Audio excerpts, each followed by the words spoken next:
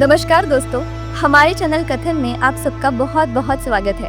आप देख रहे हैं किस्से नहीं हकीकत। दोस्तों, फिल्म शोले तो आप सभी ने देखी होगी, लेकिन इस फिल्म के कुछ कहानियाँ, कुछ किस्से हैं जिनसे आज हम आपको रूबरू कराते हैं।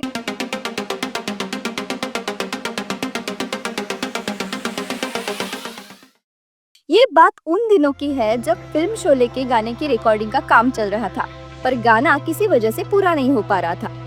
तय ये हुआ कि गाने की रिकॉर्डिंग अगले दिन हो जाएगी। अक्सर यूं ही होता है, पर जीपी सिप्पी को ना जाने क्यों लग रहा था कि किशोर कुमार का मूड कुछ ठीक नहीं है और हो सकता है कि ये किशोर कल रिकॉर्डिंग में आए ही नहीं। वह जानते थे कि किशोर कुमार कुछ भी कर सकते हैं। अब जीपी सिप्पी की स्थिति ये थी कि वह किशोर कुमार के सामने कुछ भी नहीं कह सकते थे, मगर उन्हें टाइम से स्टूडियो में लाना चाहते थे। तो जीपी सिप्पी ने ये सोचा, क्यों ना किशोर कुमार को उनके ही घर से स्टूडियो तक लेके आया जाए। इसीलिए अगले दिन सुबह जीपी सिप्पी किशोर कुमार के घर पहुंच गए। जैसे ही किशोर जी ने देखा कि जीपी सिप्पी इनके बंगले में दाखिल हो रहे हैं, तो ना जाने किशोर कुमार को क्या सूझी, वह पिछले दरवाजे से निकल गए और ड्राइवर को कार निकालने का इशारा कर दिया और गाड़ी में बैठकर 9-2-11 हो गए। जीपी सिप्पी ने देखा तो वह लग गए किशोर कुमार के पीछे। जीपी सिप्पी को लगा कि किशोर कुमार सीधा स्टूडियो की तरफ चले जाएंगे, पर किशोर कुमार की कार शहर के बाहर की ओर जाने लगी। जीपी सिप्पी को समझ में नहीं आया कि यह क्या हो रहा है, इसलिए उन्होंने किशोर का पीछा किया। जीपी सिप्पी को घंटों किशोर कुमार की कार का पीछा करना पड़ा।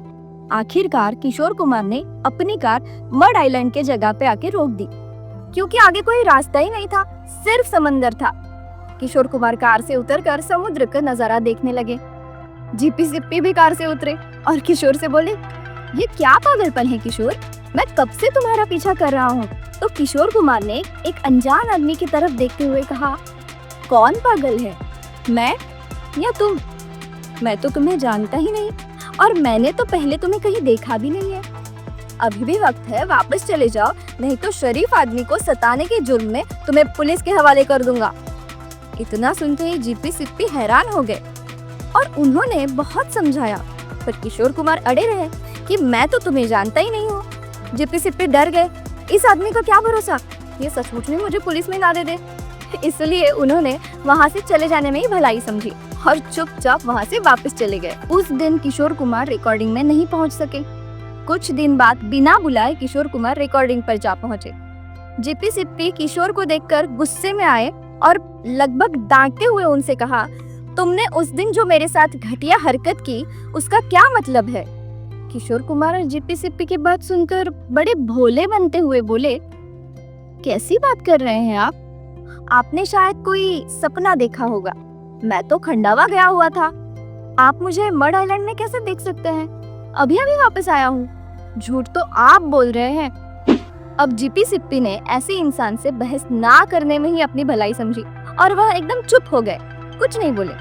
उन्होंने चुपचाप किशोर कुमार का गाना रिकॉर्ड किया और इस घटना को वो ऐसे ही भूल गए जैसे किशोर ने कहा था। अब ये किस्सा तो आया गया हो गया, पर अब आपको बताते हैं किशोर दा के इस किस्से के पीछे की मजबूरी। सच बात तो ये है, दरअसल फिल्म शोले के हीरो धर्मेंद्र के लिए आवाज में पंच ढूंढने के लिए किशोर दा खोए हुए थे, लेकिन बात नहीं बन रही थी।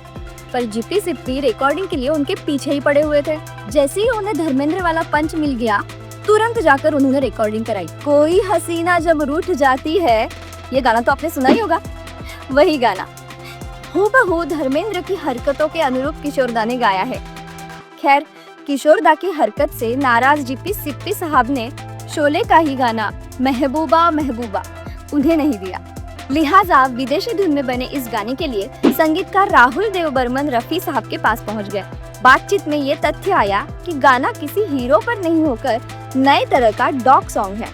रफी साहब के सेक्रेटरी जहीर भाई ठीक से समझ नहीं पाए और झुल्ला उठे कि अब रफी साहब क्या कुत्ते बिल्ली का गाना गाएंगे क्या? पंचम ने तल्खी कम कर कल आने व रफी साहब तक उनका पैगाम पहुंचाने को कहा। दूसरे दिन जहीर भाई ने रफी साहब की तबीयत का बहाना बनाकर पंचम को मिलने नहीं दिया। आखिरकार तब पंचम ने खुद ही ये गाना गाया, जो खूब चला।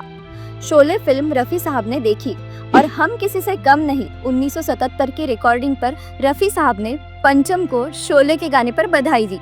तब पंचम ने कहा कि महबूबा महबूबा गाने में रफी साहब की आवाज में और भी चार चांद लग जाते। पंचम द्वारा पूरी घटना बताने पर रफी साहब ने अफसोस जाहिर किया कि उनके घर से कोई खाली हाथ लौटा था। तो दोस्तों, आज की हमारी कहानी आपको कैसे लगी ये हमें कमेंट करके जरूर बताएं और हमारे चैनल कथन को लाइक करें, शेयर करें और सब्सक्राइब करें। धन्यवाद।